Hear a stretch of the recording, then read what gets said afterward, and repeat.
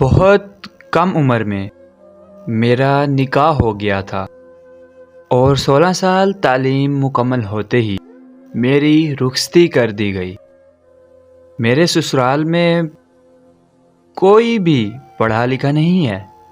مجھے ہر وقت تانے دیتے رہتے ہیں۔ میرے شوہر مجھ سے بدتمیزی کرتے ہیں۔ گالیاں ان کے گھر میں عام ہیں۔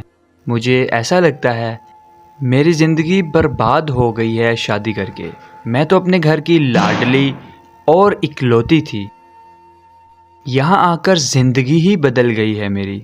شادی سے پہلے ذرا کٹ لگ جانے پر اتنا روتی تھی اور یہاں آ کر ہاتھ جلتے ہیں، پھر بھی کسی کو کوئی پرواہ نہیں۔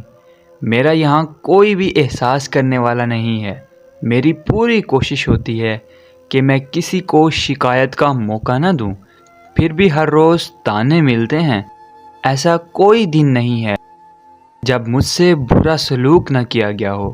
بس یہی سوچتی ہوں کہ کاش میری شادی ہی نہ ہوتی۔ میں اپنے ماں باپ کو بتاؤں تو وہ کہتے ہیں یہی عورت کی زندگی ہے، اب تمہارا وہی گھر ہے، برداشت کرو۔ اگر میرا وہی گھر ہے تو ایسا کیوں ہو رہا ہے میرے ساتھ؟ کہیں جا بھی نہیں سکتی کیونکہ میں ایک عورت ہوں۔ آج سوچتی ہوں کہ کاش میں پیدا ہوتے ہی مر کیوں نہیں گئی۔